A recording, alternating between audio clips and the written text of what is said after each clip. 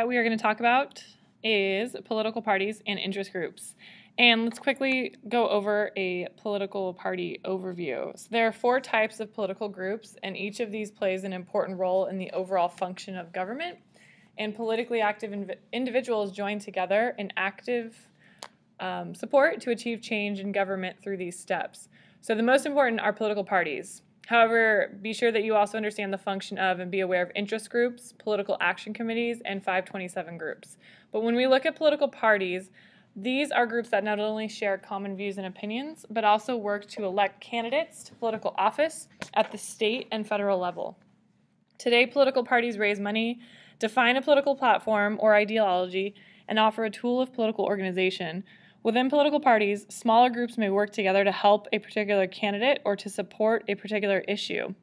From 1796 to 1824, there were 2 political parties in America known as the Federalists and the Democratic Republican Party.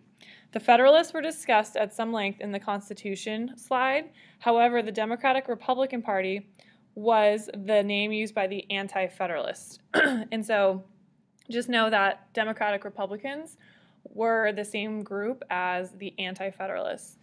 In 1828 and through 1856, the 2 parties in the American political system were the Democratic Party and the Whig Party.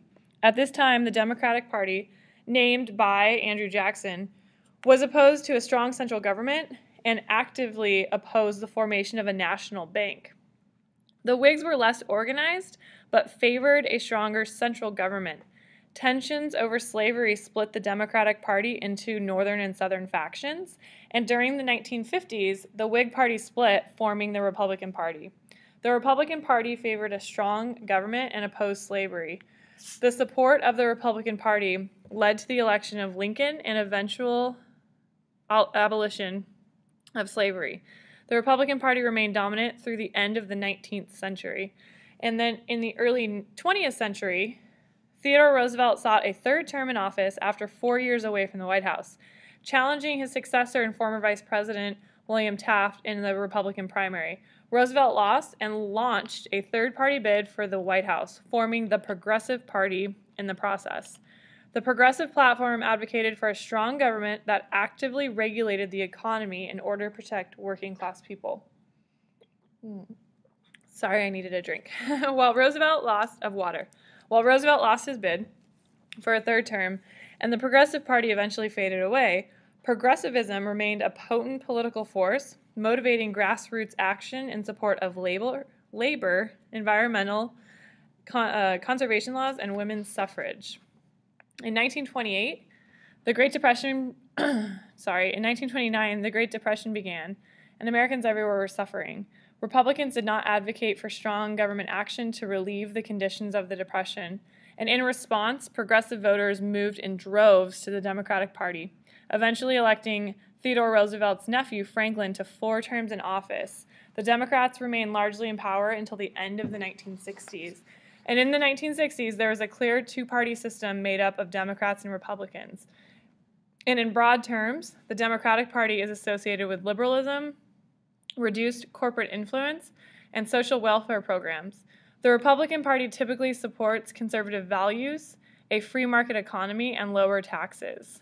And it's this same 2-party system that continues today without a clear single-party dominance that we saw in these other historical eras.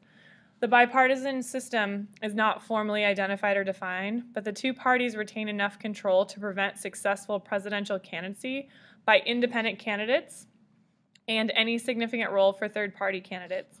Independents do in some cases win legislative elections. Third parties exist within the U.S. political system but play a relatively minor role. Some of the larger third parties in America include the Libertarian Party, Socialist Party, and Green Party. Let's look at party platforms. And both parties, the Democratic and Republican, defined specific party platforms during election years. And in 2012, here's a list of some of the different party platforms. So important to the Democratic Party included job creation, middle-class tax cuts, continuing health reform, strengthening the Social Security and Medicare systems, stabilizing the housing market, improving access to higher education, and immigration reform. The Republican Party in 2012 included, among other things, job creation, lower taxes for all brackets, reduced government spending, protections for religious freedom and gun ownership, and stronger controls on illegal immigration. And clearly, there are differences in a largely liberal or largely conservative party ideology. And while both parties would like to see Americans working and succeeding, their strategies for achieving this goal is quite different. In both political parties, it's clear that there is an impact of political opinion and the issue public. The conservative base tends to be older, whiter, and evangelical Protestant voters with more traditional values who advocate for a smaller government and a society that is less influenced by laws and regulations. Liberals tend to be more racially diverse, less politically motivated by religious concerns, and more likely to show an interest in social welfare programs such as healthcare reform under the Affordable Care Act. And while these political platforms provide a great deal of information about the party, they are not legally binding on the party or the candidate. The party might support gun control, but take no action in that regard. Interest groups are dedicated to a particular cause or goal, and individuals within these groups may share a common cause, background, or trait. An interest group can be organized around race, religion, a goal, or cause. While interest groups may work for the election of a candidate, they do not put forth candidates or actively participate in the electoral process. There are economic groups, public interest groups, and government interest groups. These groups employ lobbyists or paid professionals to influence legislators. They may support their own goals in a variety of ways, including funding election campaigns and working with their supporters.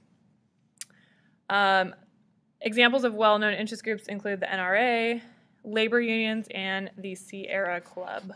Interest groups can use money, lobbying, and political influence to impact the positions of politicians, candidates, and parties, and are often, but not always, affiliated with one specific party.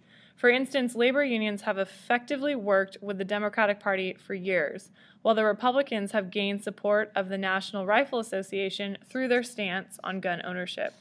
Interest groups may also provide volunteers and public support to candidates during election. For instance, helping to staff phone banks or go door-to-door for a candidate. And let's talk about PACs and 527s real quickly. Both PACs and 527 groups exist to provide funding for political parties and politicians. These are fundraising organizations. PACs allow groups to fund elections and political campaigns outside of traditional campaign finance restrictions. For example, corporations and labor unions are not allowed to directly donate to campaigns, but PACs may donate to political parties and candidates. These donations are limited by federal law to relatively small amounts. Overall, however, groups can create multiple PACs. While PACs and interest groups act on behalf of specific causes, goals, or groups of people or corporations, 527 groups are tax-exempt organizations that can campaign for political causes or parties, but not for individual candidates. These groups can donate large sums of money to political parties and often do so. The political party may then fund the candidates. Because of the lack of limits, 527 groups are often preferred to PACs, even if the two serve a similar function.